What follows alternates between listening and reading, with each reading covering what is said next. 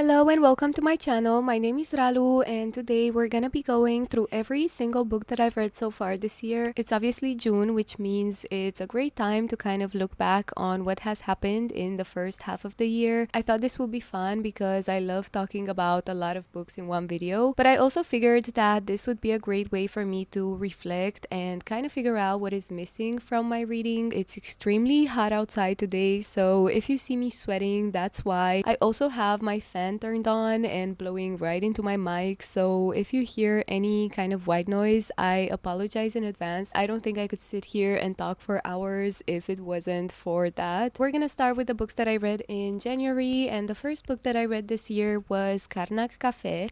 This is a very charming little book. It's also very insightful. The book is set in this tiny local cafe and we follow the regulars who go there. We are in the capital of Egypt in the late 60s and there is a lot going on in society. The book is focusing on this one group of young people. They are, I believe, in their 20s. They get involved in a lot of different political movements and there are insane consequences that follow. It can be a pretty tough read at times, but I still feel like it's totally worth it. It really makes you question how we could deal with loyalty and friendship in times like these and just how difficult it can actually be to stay true to your values.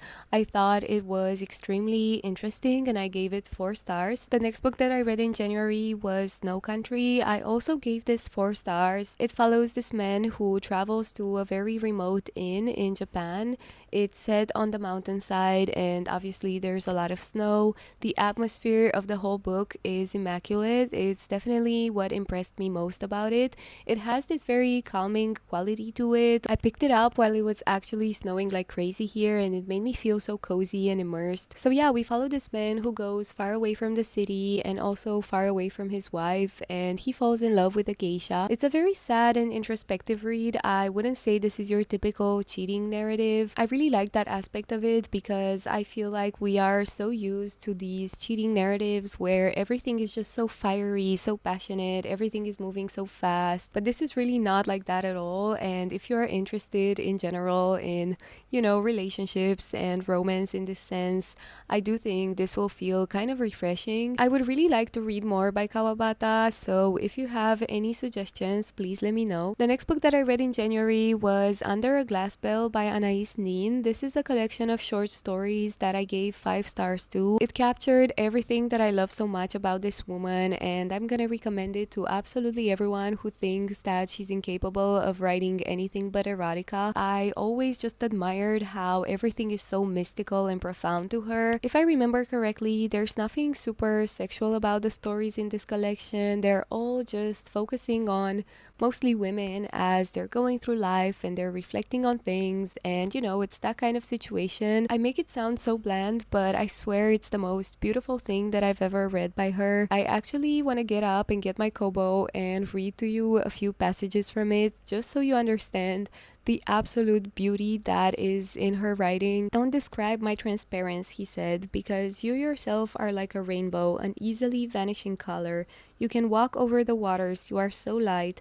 Others will see you do it and they will want to follow you, but they will drown. And then only a few lines later, she delivers what I feel like is my favorite quote of all time. I feel that other people are sewn together loosely, naturally, with a space in between the stitches for breathing. I am sewn too tightly with too many stitches overlapping so that I suffocate.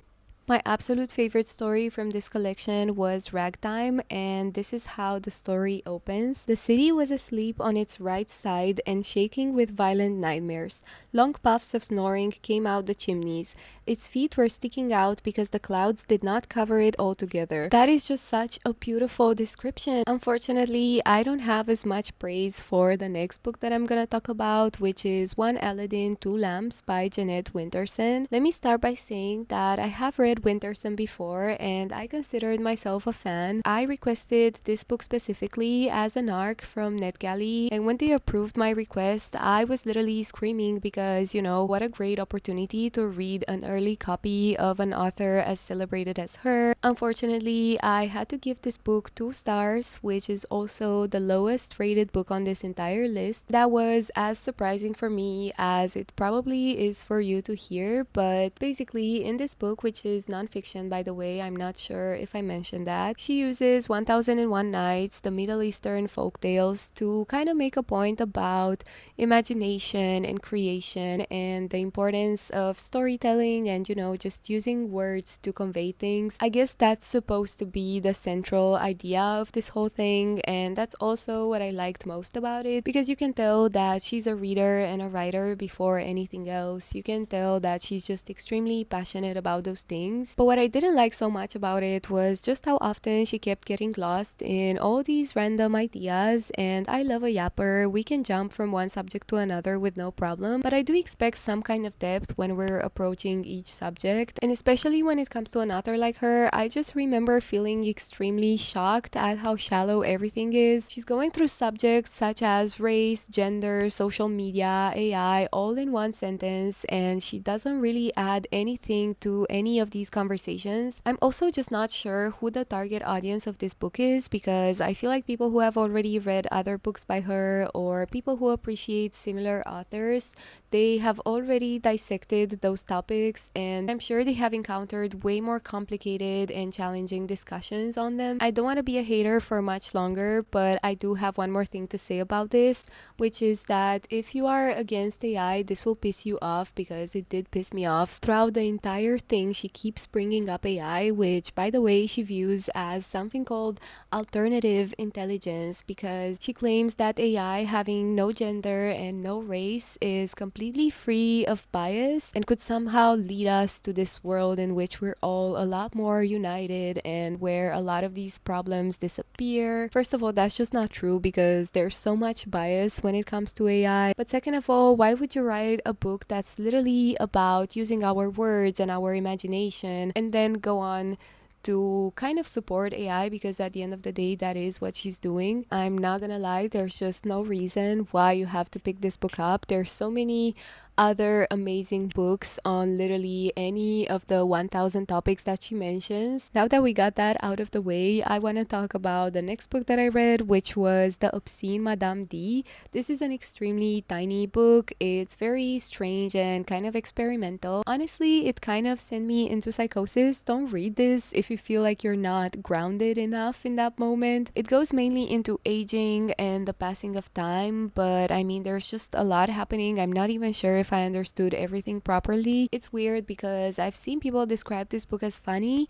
Nothing was funny to me about it, okay? I was not having a good time. I mean, the prose is extremely beautiful. It's a very unique work of fiction. Our protagonist, Madame D, this aging woman, she absolutely despises everything that has to do with youth and the idea of youth. She says, I don't want to see things that are too alive anymore, shimmering fish or pomegranates or oranges and other succulents. And I think that's a very striking and impactful sentence, but it just made me feel extremely uncomfortable. That's kind of the way the whole book goes. It's also a book that allows you to really get inside the mind of this protagonist, and let me tell you, it's just not a great place to be. She has all these thoughts that come to her all of a sudden, so she changes her mood from angry to horny to depressed and to so many other emotions and states of mind that it can be very overwhelming. She talks about God, she talks about grief, she talks about her father. There are a lot of really heavy things joining the conversation, so you may do whatever you want with that information. I don't really have any actual critique for the book, like it's amazing for what it is. It's just that you couldn't pay me to reread this, you know. A book that I would read over and over and over again is Jane Eyre. I'm not gonna talk too much about this one because it's such a popular book, but all I can say is that I regret going through 24 years of life without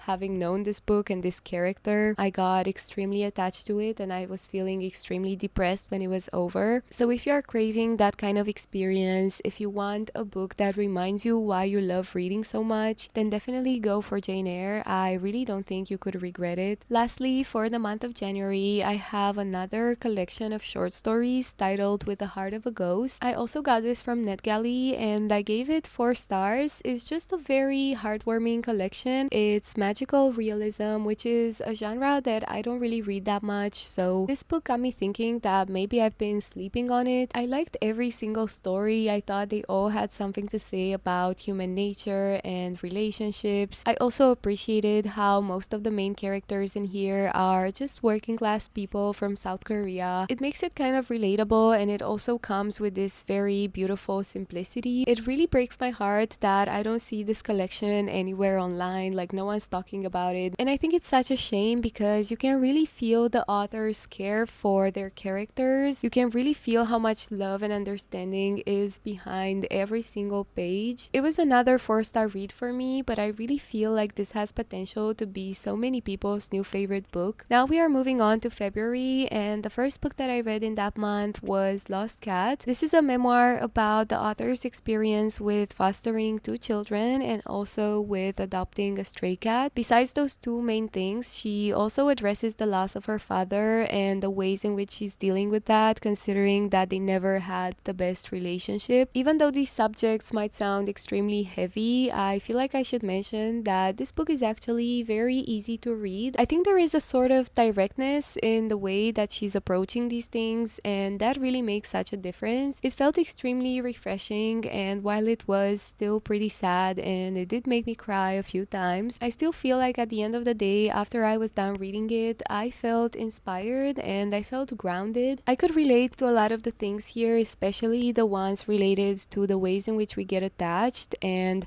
the ways in which we try to show our love. We are extremely flawed, and it can be very difficult for us to accept that or to deal with that. What matters most is that we try our best, and whatever else happens, happens. The next book that I read was Tropic of Cancer. For the longest time, I've been really afraid to read any Henry Miller because he's considered to be pretty gross, pretty sexual, but like in a misogynistic way. There's a lot of problematic things that you will encounter as you're reading his works, but I do think that there's also so much to take from it. This book follows him, or a main character that's basically him, as he's walking through the streets of Paris, meeting all these people, having all this super scandalous, filthy sex. He's also writing a lot and meditating on what it means to be a writer. He has no money. Every day is kind of a new challenge for him to find something to eat or a place to sleep, but it's very interesting how optimistic he stays through all of this, or I'm not even sure if it's necessarily optimism. It's just this very careless attitude that actually gets him places, because he takes this kind of lifestyle as a way to experience things, and most importantly as a way to be completely free. After finishing this, I kind of came to the same conclusion that I did with Anais Nin a while ago, which is that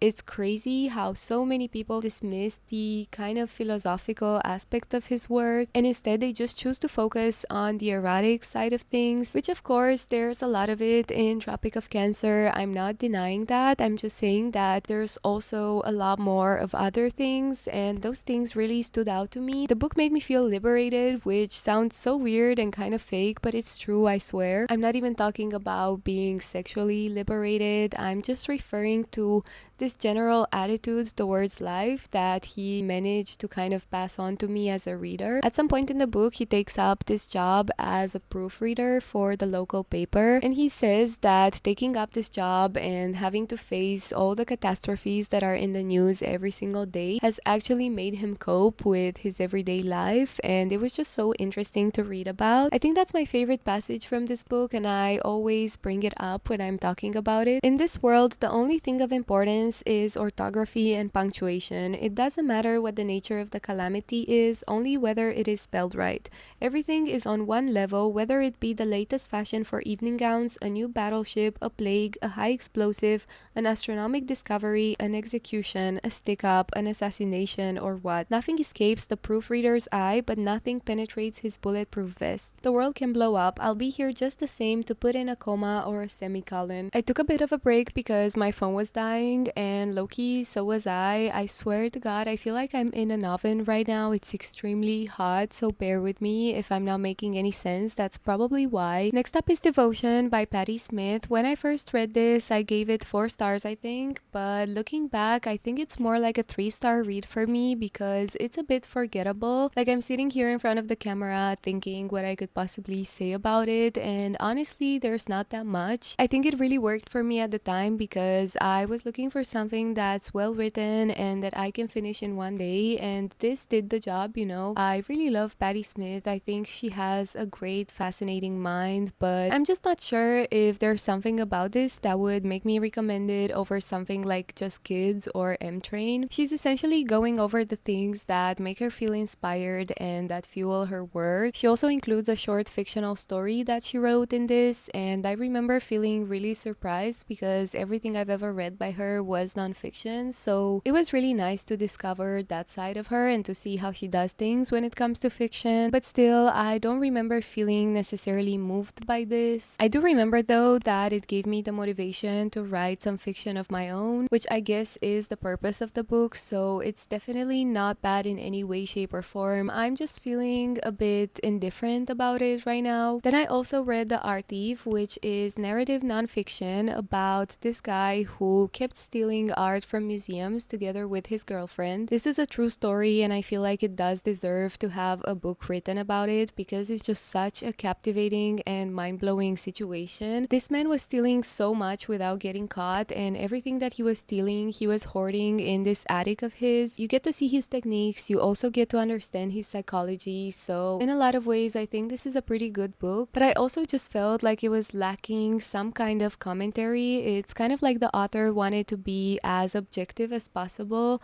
to make this a bestseller and not get too many of his own opinions involved in it. But I did feel the need for a more personal approach to this because most of the time it just felt like I was reading a Wikipedia page. At some point it's mentioned in this book that one of the reasons that he's stealing all these things is so he can enjoy art the way that it was meant to be enjoyed, which is laying down in his bed with a lover by his side and just looking at these masterpieces in a setting that is not as rigid as a museum. And I really wanted us to dive deeper into that because I kind of agree that art is meant to be enjoyed in this more comfortable setting, if that makes sense. But of course, not everyone can afford to go back to an apartment filled with art and beauty. And I think in this instance and in many others as well, we could have had some more thought-provoking ideas, but we didn't. So it was just kind of like one missed opportunity after another. Despite the fact that I would have preferred it if this book wasn't so dry, I would still recommend it just for discovering the story itself. I also read Love by Toni Morrison, which was my favorite read of the whole month. It's set in a decaying seaside town where the owner of a hotel has recently passed away and left behind a bunch of women who are all trying to figure out their place in his life. They are basically just arguing over his will for the entire duration of the book, but I feel like that kind of simplifies the plot and everything that I love about this book so much. It is about money and power, but it's also about girlhood in a way that reminded me of Sula a lot. You're not really able to grasp the relationship between these people until you get to the end of the book, which made the whole reading experience pretty suspenseful. You find yourself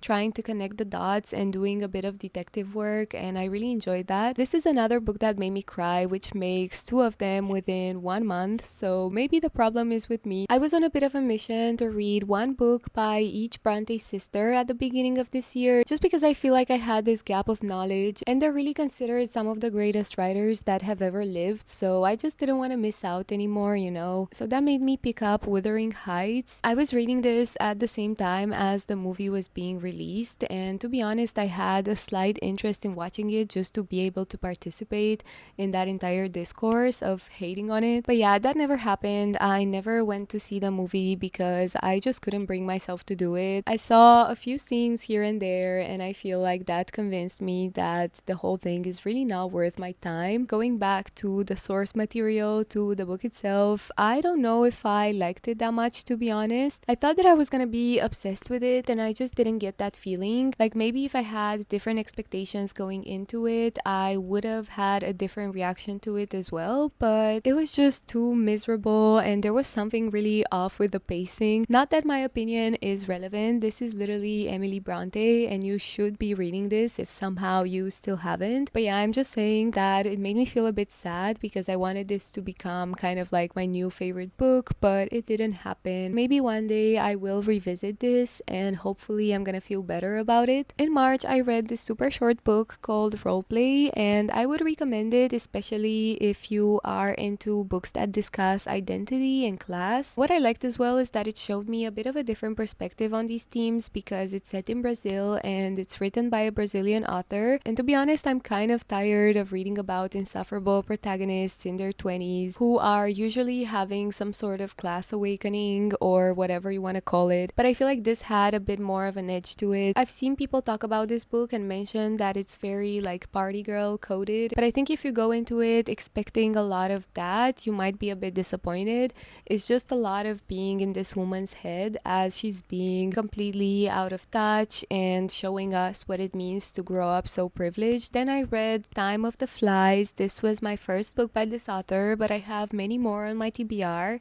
Unfortunately, I can say that I was off to a great start. I didn't vibe with this as much as I was hoping. It follows this woman who just got out of jail after murdering her husband's mistress. Now that she's free, she's obviously looking for kind of a fresh start, and she teams up with this other woman that she met while she was in prison. And together they open up this business which they call FFF, which stands for Females Fumigation Flies, I think. It's kind of my fault here, right? Because I find things like that a bit cringy. I also have a very low cringe tolerance, so maybe you won't feel the same. Maybe I'm just being annoying. The whole FFF thing is literally mentioned on the back of the book, so I knew what I was getting into, but the book has so many little quirks like that, if you will, and that made me like it a lot less than I would have if it was just more mature and serious. Basically, this woman's morals get challenged in the sense that she wanted to have this new life, but little things keep creeping up here and there until she's faced with this one major decision. That is kind of what drives the plot, and it makes for a pretty interesting premise, but I think the whole thing just felt too much like a Netflix show to me. I had that feeling where I wanted to keep reading because the book was entertaining enough, but I just wasn't sure how seriously it took itself. I think it is common in Litvic to come across these narratives that use humor to kind of lighten up the mood and to counter the really serious topics in question. I think there is a very specific scenario in which this kind of thing works for me, and unfortunately, Time of the Flies just wasn't the case. It's still one of those books that I might recommend. I don't have any bad feelings about it. I just feel like you need to be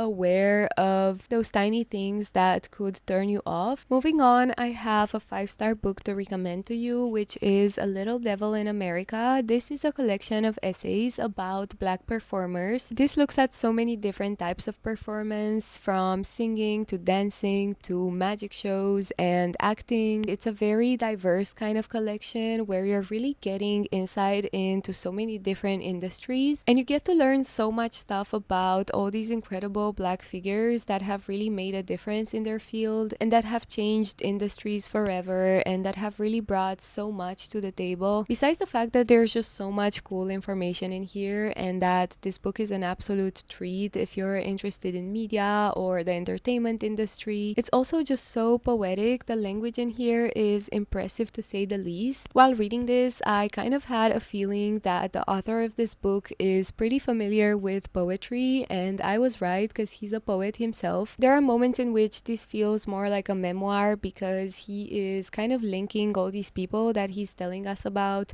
to his own experiences, saying how, for example, he went through some really tough times in his life and there was this person's music that helped him move on, or it was this kind of sport that he was always watching as a kid with his brother. It's the little things that give this a personal touch and that make the whole thing just feel extremely magical. Speaking of magical and intimate, I also want to talk about Taiwan Travelogue. I feel like March was probably my best reading month of the whole year so far because this is the second 5-star read that I'm talking about, and there is one more that I'm gonna talk about. Anyway, I don't want to spend too much time talking about this book because it just won the International Booker Prize. You have no idea how happy I am to say that sentence out loud. But yeah, it's been getting a lot of attention and a lot of praise lately, which I think is phenomenal. I'm only briefly going to add to that by saying that there's something about this that feels so human. It's so easy to connect with it. It's so easy to keep turning the pages and to find yourself lost in this universe. It was the first book on the Booker shortlist that I read, and I immediately knew that it was gonna win. I literally had no doubt because, especially when it comes to translated literature, which is what the Booker is meant to focus on, it simply doesn't get more creative than this. And here I'm referring specifically to kind of like the last few sections of the book. I don't want to spoil you, like if you somehow don't already know what the main thing about this book is, I'm not gonna say it because I personally didn't know going into it. I was so surprised, I was confused, and I was kind of happy, and all I can say is this is a book that you have to read until the very last page, including any kind of translator's note or afterword or whatever it is. Just keep reading that. It's gonna be a mind-blowing experience. Before I even got to that point and before I was aware of all of that existing there, I still wanted to give it 5 stars for a bunch of other reasons, but when I got there, I just knew that I'm reading an award-winning book. There was no other way to put it. So yeah, I have no words for this. If I were to predict, I would say that this book is probably gonna make it in my top 5 books of the entire year, because that's just how good it was. Then I read Flash by Virginia Woolf, which I liked. I feel like it captures all of Virginia Woolf's best qualities, kind of, and it's a really short and easy to read kind of book, which might be a great introduction to her work. If you haven't read anything by her yet, I really recommend starting with Flash, because why not? It's a really cute book for the spring or the summer, and it's all about a dog. It's the kind of book that you can easily fall in love with, so I would suggest giving it a shot. From the International Booker shortlist, I also read On Earth as It Is Beneath, which I didn't dislike, but I also didn't love. I feel like this book could have been a lot better if it had a stronger sense of atmosphere. I was craving some more description, some better pacing, but in the end it felt kind of flat to me. The premise of the book is pretty brutal. It follows this colony in the middle of nowhere where convicts get sent to basically die. Well, it's actually even worse than that because they don't just get killed, they just get hunted like for sport. It's a book that really makes you question where the fuck have we gone wrong as a society, because there's just no way that we can treat other human beings like that. It's also gonna make you think of all the horrible things that we allow within our justice system. It made me want to research a lot more about prisons and this entire system right now.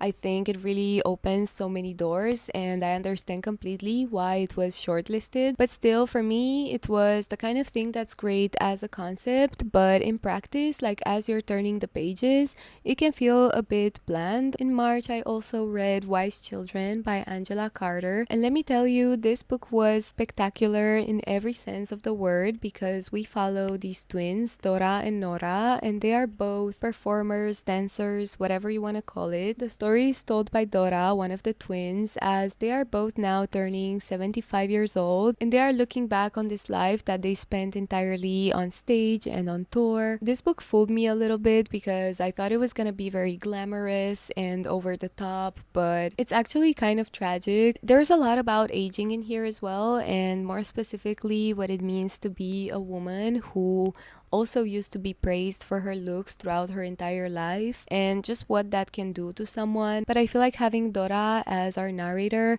really brought a lot of comfort to this because she has a great sense of humor and she really knows how to present certain things. In fact, I think she's one of my favorite narrators that I've ever encountered. She's literally telling us all these stories from either when she was young or from the present, and she's always adding little comments like something unscripted is about to happen.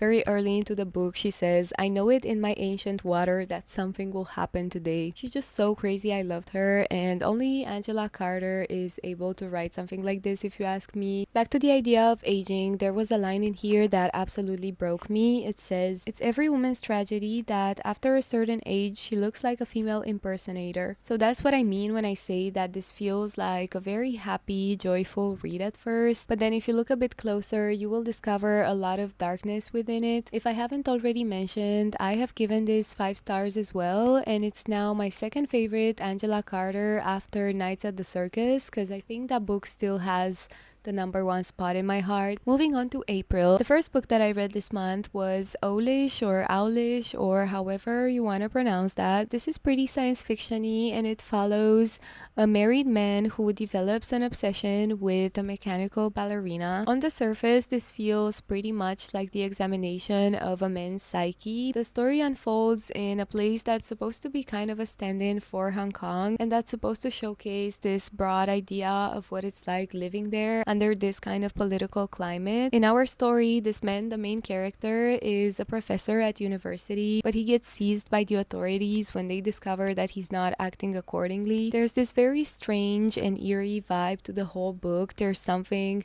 that you just know isn't right for the entirety of your read. It's very fever dreamy. It can be quite confusing at times, but it's the good kind of confusion. I know that this author has another book called City Like Water, and I've been dying to read that one as well. I think it's very similar with its themes, and at least judging by its title, I feel like it's going to emphasize exactly this kind of eeriness that I've been talking about, because I think in Owlish it comes from a place of just not really feeling secure where you live, or just never knowing what side of the city you're gonna get. So in that sense, it does feel kind of slippery and watery. I don't know, it makes sense to me. I made a mango smoothie in hopes of cooling down a little bit before I lose my mind, because I feel like I'm not making sense. I also feel like I need a lot of energy to talk about this next book, which is Rejection. This is again one of those books that's probably gonna make it to my top 5 of the entire year. It's just pure genius. It's the only book that I've read that made me laugh out loud so many times. It's a collection of short stories that are kind of connected to one another, and it's a book for the sick and twisted. It's a book for the chronically online. It's a book that will most probably resonate with you in a way that's so deeply uncomfortable. This book is full of moments in which you really want to stop reading. You feel like you should not be witnessing something like that,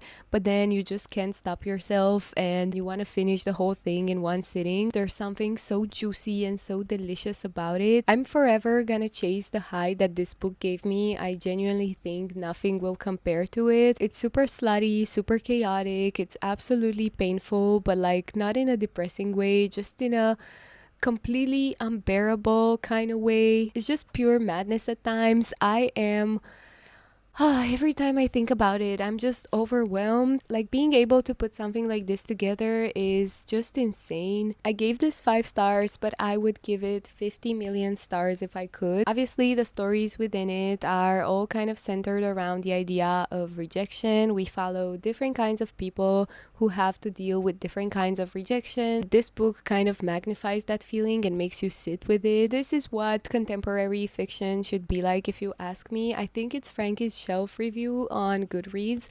I love Frankie's Shelf, by the way. I think they recommended this book on their channel, and that's the reason I bought it one day. But yeah, I think they wrote this review on Goodreads that just says like decade defining, and that's literally what this is. It makes full use of everything that's absurd and twisted in our society today in order to create these really unique storylines that I never thought I would be reading. Every story is a bit of a surprise. It's really funny because you never know where they're going, and then it kind of clicks and you're like, oh no. It's literally the best and the worst feeling that you can possibly get. After Rejection, we have Perfection. I do have this book and some other books that I talked about right behind me in that bookshelf, but the thing about it is that it's so stacked that it can be kind of impossible to take a book out sometimes. So they're just gonna sit there for now. I cannot be bothered to fight with my bookshelf in these conditions. But yeah, Perfection, I believe this book was shortlisted maybe last year for the International Booker Prize, and I've heard so many people talk about it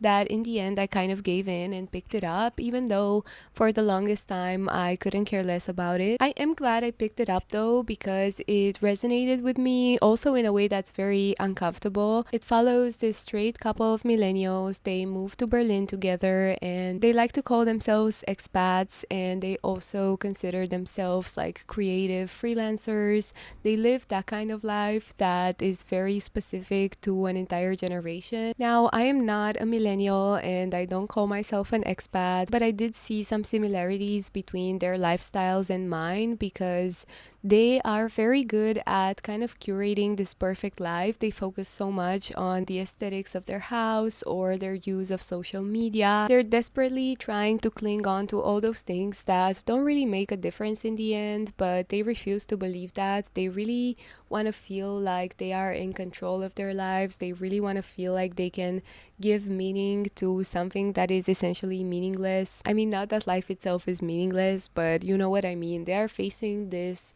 existential boredom and dissatisfaction that can be really hard to read about when you have also kind of gone through that. The book really doesn't hold your hand in any way, as in there's no kind of silver lining, there's no solution to any of this. It brings that kind of perspective that you're not even sure if it's like just realistic or straight up really pessimistic. So it put me in kind of a shitty mood, I'm not gonna lie. When I finished this book, I was like, well, fuck off, I'm gonna give this book 2 stars, but I didn't. I gave it 4 stars because I think the simple fact that a book can get that reaction from me says a lot about how well it is written, and it definitely means that its mission is complete. But yeah, it also sent me a bit into that kind of existential crisis. Now I want to talk about this book, which is called Revolutionary Desire. It's a very quick read. It's nonfiction. It's all about sex scenes in cinema and what they can actually do for a society. It looks at sex and desire as a means of freeing yourself from the system that you live in, and I couldn't agree more with that perspective. I think this managed to put into words perfectly a lot of my thoughts and feelings about sex and sex scenes, about all these like sexual narratives that we have in everyday media right now, whether it's like music videos or red carpet outfits, all those things. Whenever there is some kind of expression of sexuality involved, this more or less addresses that. Like, of course it focuses on film, but there is also a wider vision to be considered here. I am a strong believer that sex and pleasure are in fact really important for our well-being in general. I do think that they allow us to be creative. I'm thinking here of Audre Lorde's essay as well, Uses of the Erotic, and it kind of deals with a similar idea. I think a lot of things circle back to our erotic energy, and also I think that someone's attitude towards sex can tell you a lot about their attitude towards life and stuff in general. And that's also why on a bigger scale, the way that we treat something that seems so unimportant, like the sex scene in a movie, also tells you so much about the point that we are in as a society. Another thing that it talks about is the use of Ozempic and how using it can actually reduce your sexual appetite, and how interesting it is that as a society we created a beauty standard that depends on something that's also gonna lower your sexual appetite. So it's all those ideas that we should be paying a lot more attention to, and that's why it views sex as such a revolutionary thing, because it is one of those things that we can use to actively fight back against patriarchy and capitalism as well. I recently got this TikTok on my For You page where people were wondering if others are still having sex or if it's just this one big inside joke that we're all a part of. And the comment section really surprised me because so many people were saying how it's just too awkward to have sex because that's like a stranger. And of course, if you're gonna do that, be safe about it and everything. But also, I couldn't help but think that we have kind of lost the plot. And I think the author of this book was also talking about that, because like even watching a sex scene with someone can feel weirdly intimate, and we don't like sex scenes anymore also because they make us sit with that feeling. I really think we are living a time in which we want as little discomfort as possible. We don't want any kind of friction, any kind of tension, any kind of weirdness, even when it comes to our day-to-day interactions. I'm just saying that if you want to understand how all of those things are connected to sex, then you should definitely read this book. Needless to say, I also gave this 5 stars, and I find myself constantly going back to it and referencing it, which is kind of the purpose when it comes to those kinds of nonfiction reads. A completely different vibe, but I also read Alice in Wonderland. This is the first time in my life I've read this book actually. I had a really good time. It was pretty cozy. It got my imagination running. I really admire how much creativity went into this, and I can only imagine how crazy and trippy this must have felt back then. I also read I Know a Place by Nat Cassidy. I got this as an ARC from NetGalley and I requested it because I'm not gonna lie, I've always been interested in the horror genre, like especially these very commercial popular horror authors. They have always intrigued me, but I just felt a bit hesitant, especially with Nat Cassidy, because I know he's this author that always writes about women's experiences, and I'm not so sure how I feel about that. As in, I don't think that it's not allowed or something. I think you can definitely do it if you're gonna do it right, and I did hear only good things about Nat Cassidy, to be honest. I never heard anything problematic, but still, I don't think I would have spent my own money to read his books. But when I saw this opportunity, I was like, you know what, I've always been curious, so let me just give it a try. I Know a Place is a collection of multiple works of his, like it's a bunch of short stories, and then it's also the novella called Rest Stop. That kind of sold me as well because that was on my TBR for a while. I got to read that and a bunch of other things, and I don't think that he is for me. Not that I had any problems with the things that I was mentioning earlier about him, because that didn't really show up, or when it did, it didn't really bother me, but I just don't like this mix of horror and humor, and I feel like he was doing it a lot, and I also found him painfully unfunny,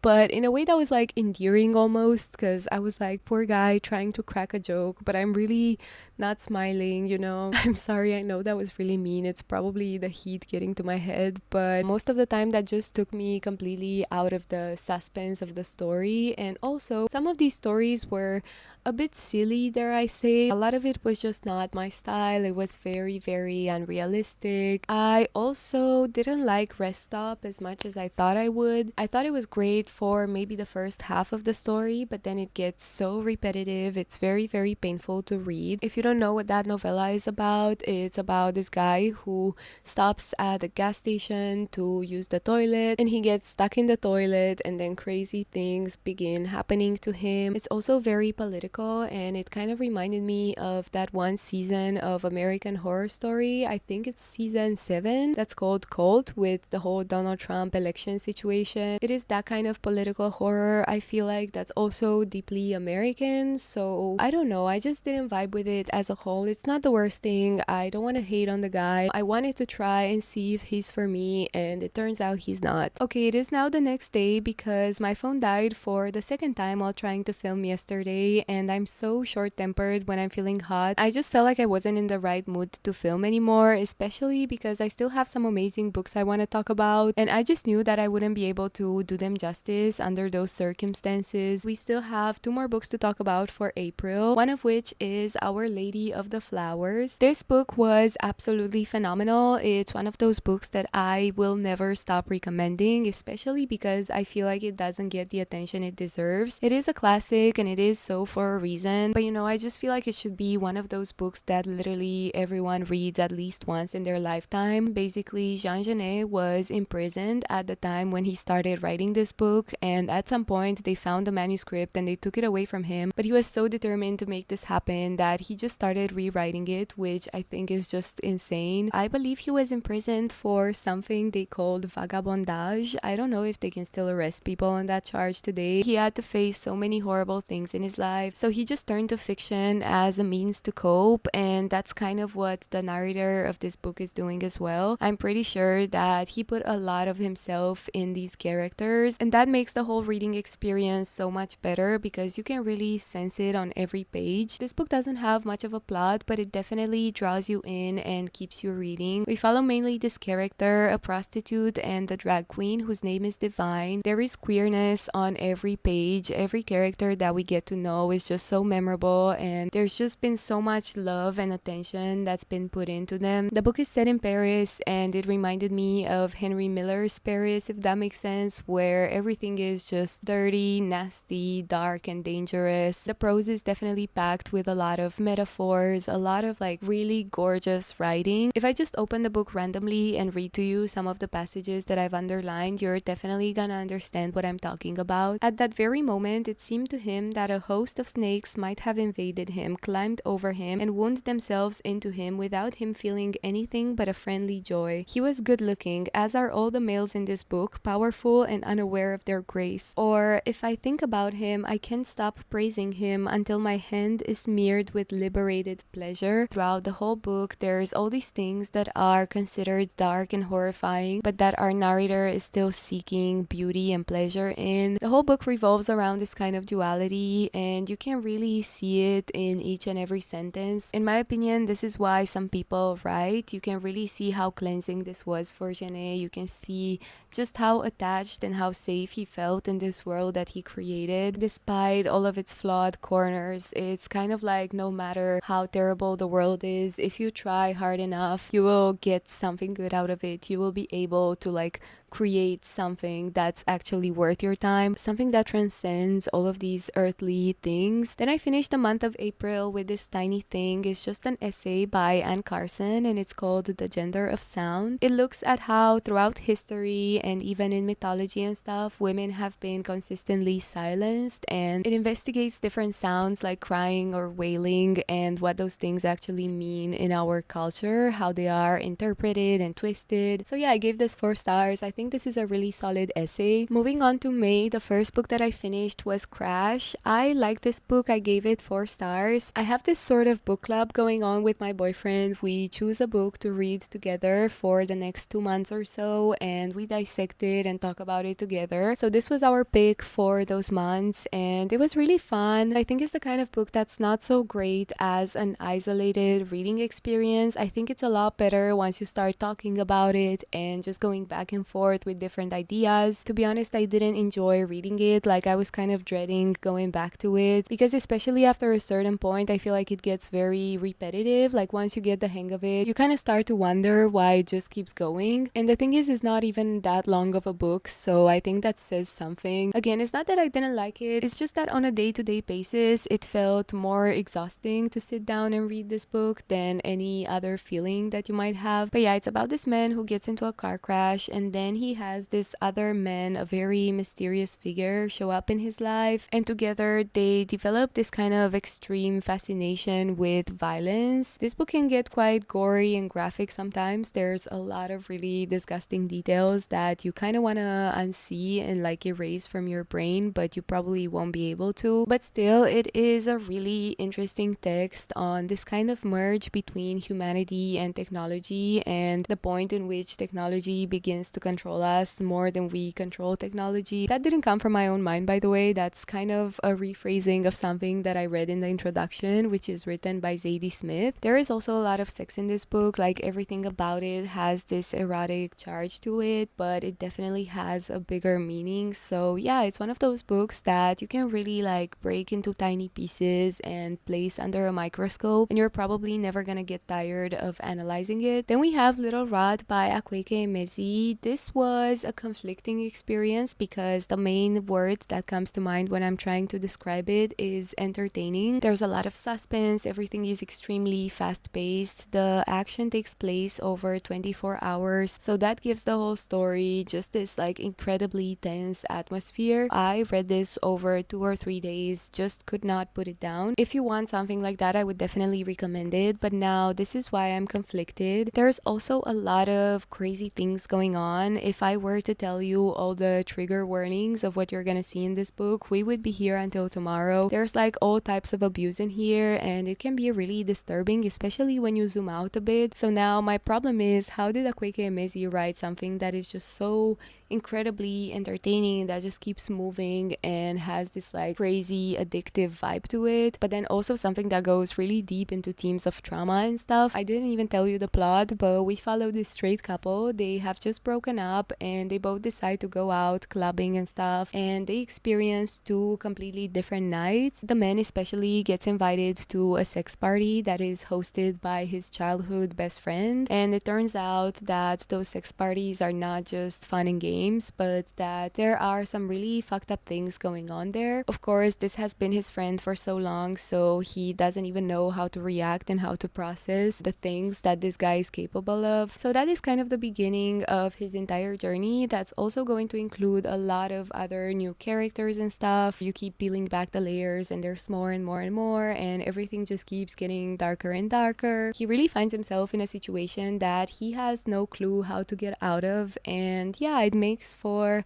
a really thrilling reading experience. I just feel like because everything was moving at this wild, crazy pace, it was difficult to have the space to still feel empathy for these characters or to kind of process emotionally and psychologically what they're going through. Also, it's set in Nigeria. The setting is amazing. I really liked it. The city plays such an important role in the story, and that's always something that I'm interested in. There's also some conversations on faith and religion, which I also enjoyed. I thought they were handled very well. So it's still a book that I would recommend and that I rated 4 stars. It's just that it's definitely a bit flawed from certain points of view. Now, this one is quite a complicated situation because I read this book and I gave it 5 stars when I finished it, but then I talked to some other people and got their opinion about it and figured that I might need to look up some other perspectives on it as well. This is the Sadian woman. I have no clue how you would pronounce that. This is Angela Carter's look at Marquis de Sade's works and kind of his legacy in literature, what he represented for culture but also for feminism. He was writing in the 1700s, by the way, which I think is wild. You know those memes about showing stuff to Victorian children and having them all shook and stuff? Well, I can only imagine what it must have felt like to lay your eyes upon the works of this man in the fucking 18th century. Yeah, I don't think he's an entirely negative figure, and I was happy to see that Angela Carter can also recognize that. I don't think she's a fan of him necessarily. I don't think she's like praising him a lot, but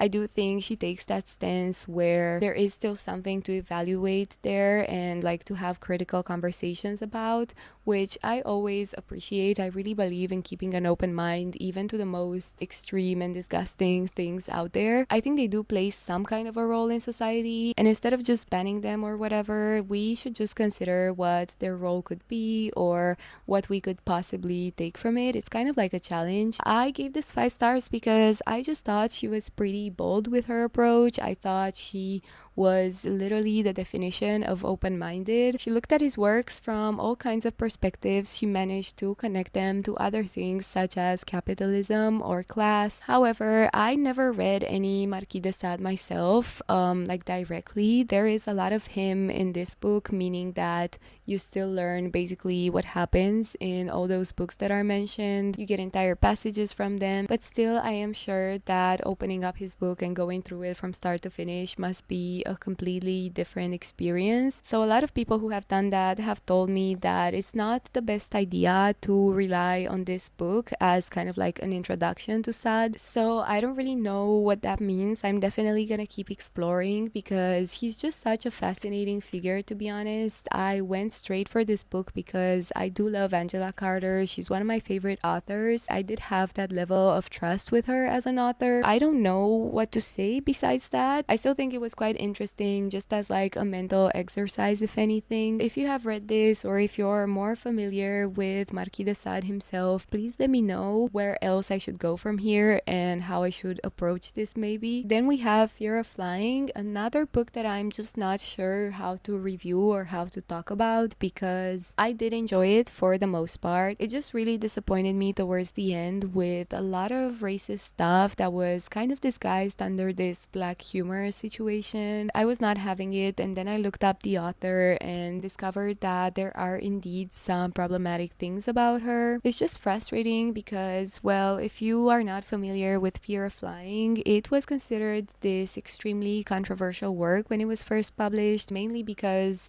it was written by a woman, and the whole plot of the book is about this woman who's just desperately trying to find something that she calls the zipless fuck. That would basically be sex without attachments. It would be like a friends with benefits if you put it in today's terms. Although not even like a friend, she just wants to have sex with someone who's a total stranger, someone that she doesn't have to know and that doesn't require any kind of energy from her other than her sexual energy, I guess. I think it was written in the 70s 70s. Let me double check that. Yeah, it was written in the 70s, and I can see why it had the impact that it did. I can see why it shocked a lot of people, because this kind of desire coming from a woman, and a married woman even, is still pretty scandalous and controversial today. And the thing is, I was having the time of my life with this. I'm not gonna lie. Isadora Wing is married to a psychoanalyst, and she's constantly surrounded by psychoanalysts, and they're all trying to like dissect her mind and anything about her behavior in general. Like, she just has all these men around her that are so ready to tell her what it all means and to give her some kind of lesson. She's obviously kind of frustrated about it, but like the whole thing is extremely funny. There's definitely a deeper meaning there, but for the most part it's just like extremely easy to read. She's kind of relatable. Obviously I did get attached. I don't know what to do with this now, because sure, this was written and published in the 70s, but I'm kind of done with excusing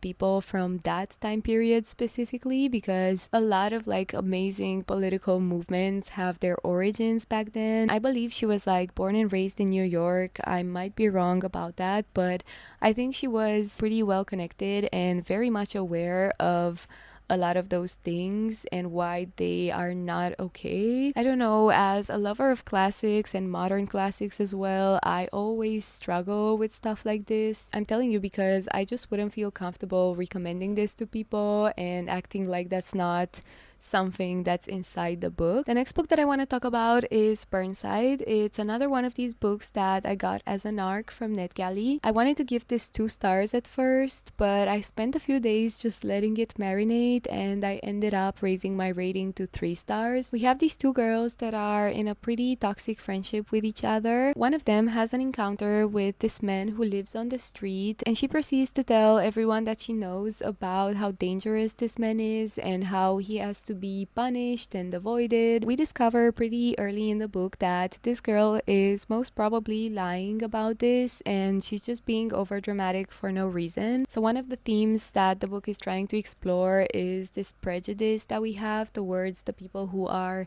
unsheltered or displaced in our society. I want to read a lot more books that are focusing on this idea, because I do think, especially in today's political climate, people are absolutely disgusting and ruthless. They're completely lacking empathy. It's just starting to drive me crazy, and I was really excited for this book because of these reasons. I wanted it to really center this man's experiences and to show what it's like to be discriminated in this way, but unfortunately the author gets distracted by all those other little things, or at least that's what it felt like while reading it. Like, all these side stories that we have to go through, they do kind of paint a picture of what the city that these girls live in is like, and how everyone is generally feeling unsafe, how everyone is just extremely judgmental. Like, we do see a lot of that, and I see their purpose, but at the same time there was almost no attention given directly to this man who is also the title character. Like, the girls nickname him Burnside. So I was kind of mad about that, because as you are reading the book you can't help but get extremely frustrated. You jump from one thing to another, and just when your main plot starts to get a bit interesting, starts to move in a certain direction, you immediately get taken away from there and thrown into a whole other situation. I was just losing my patience, and I desperately wanted to DNF it, to be honest. But I have this philosophy that any book that gets me thinking and that gets kind of like a meaningful reaction from me does deserve a proper review, and that's why I went through with it, and that's why I also didn't want to rate it right after I finished reading it. And I did discover a lot of other layers that I kind of dismissed at first. I still cannot rate it more than 3 stars, to be honest, because it should have been way shorter than it actually was, and some things could have been conveyed without taking so many pages. Also, this might sound a bit petty and immature, but I really hated all the names in this book. We have this girl whose name is September, we have another girl whose name is Claudia Thursday, and there's a lot more. I just can't really think of them right now for some reason, but I swear it just gets more and more annoying every time one of these characters is being introduced to you. We are moving into June. We are still in June as I'm recording this, and I'm currently reading 2 more books that I really hope I can finish by the end of the month, but I'll just tell you about the ones that are already done. I started the month with another arc from NetGalley. This one is called The Other. You might have heard of another book in the series which was called The Extra. I guess you could call these thrillers kind of, but they're very much like psychological thrillers. Well, I haven't read the extra yet, but I always had like a bit of an interest in it because I think the premise is very crazy. So yeah, when I saw this one, I thought it's finally my time to try this series. I liked it. I'm really excited to now read the first book, and I believe there's gonna be one more book after this one. The other is about this straight couple who are having marriage problems and they decide to go hiking. I guess they believe that being outside in nature is going to help them discuss their issues more openly and hopefully come to a conclusion, because the main thing that is troubling them is the fact that they're not sure if they want to have children or not. They want to go out there and talk it out, and they begin their hike, and soon enough they encounter some other people despite the fact that they were supposed to be alone, like there was no one else in the parking lot where the hike is supposed to begin. That's kind of the first time where they're a bit confused about what's going on, but then things get even more confusing because these other people that they meet, they're also a couple and they're weirdly similar to them, not just in appearance but also in the way that they talk and the things that they say, and it only gets worse and worse. I don't want to spoil you, so that's all I'm gonna say. It's a very short read, it's very fast paced, but you still get to know these characters quite well, which is another thing that I liked about it. Not only do you get this story that has such a great momentum and that keeps you hooked the whole time, but you also have moments in which you can reflect on their dynamic or on the kind of people that they are. It was amazing. I gave it 4 stars and I enjoyed it from start to finish. Then I read this nonfiction book called Chasing Venus. I adore this. It literally reads like a thriller and I love that kind of nonfiction. This book focuses on astronomy and more specifically on those 2 events that took place in 1761 and 1769, I believe. Basically, astronomers back then have figured out that if they can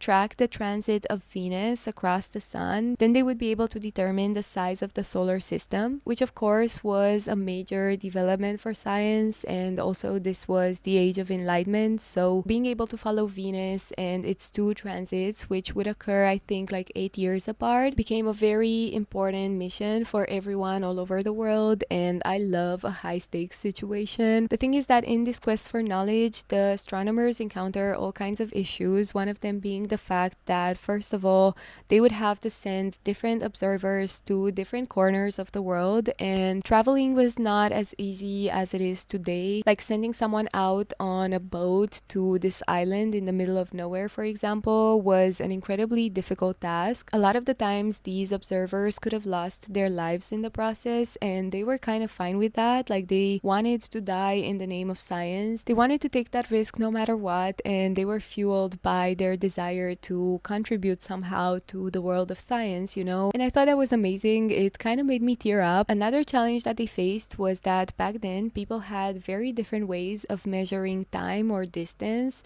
So even if they send all these astronomers from all over the world in all these different places, and even if they all succeeded in taking the right notes and observing the right thing, once they brought all that data together, they would still struggle to make sense of it and to put it in some kind of like universal language that would work for everyone. And as someone who's always studied humanities and has always been a lot more interested in like social sciences and stuff like that, I never even considered that. Please don't judge me, I'm being as honest as possible, you know? Like the whole time my jaw was on the floor because I was learning so many things. This is the kind of nonfiction book that makes you reconsider the path that you took in life, because for a moment there I was thinking like maybe I should have been an astronomer. We have 2 more books to go, one of which is The Rules of Attraction. This was my first book by Bret Easton Ellis, and it was so much fun. I ran to the bookstore and I got a copy of his book The Shards as well. We are on some college campus somewhere on the east coast of America, and we follow these students who are basically doing anything but studying. I thought everything about this was extremely dynamic and alive. The thing is, there's also this underlying darkness about it all. Like you have all these party scenes and sex scenes and whatnot, and then suddenly we find out that some student that we didn't even get to meet has committed suicide, and people in the book move on so fast from things like that, and I think that says a lot. At some point there's an overdose, and we have one of our main characters, this guy who's literally just mad that he had to witness that because now he has to miss his date and take this other guy to the hospital. We have all this indifference and selfishness that kind of dictates the ways in which our characters are acting acting. It was just such a cool book, and if you're a fan of The Secret History, there are some small references to that because, as you may already know, Donna Tartt and Bret Easton Ellis have gone to college together and they have always been quite close as writers. Another thing that I want to mention about this is that there is a love triangle in it, the best kind of love triangle where all three of the people involved are connected to each other actively.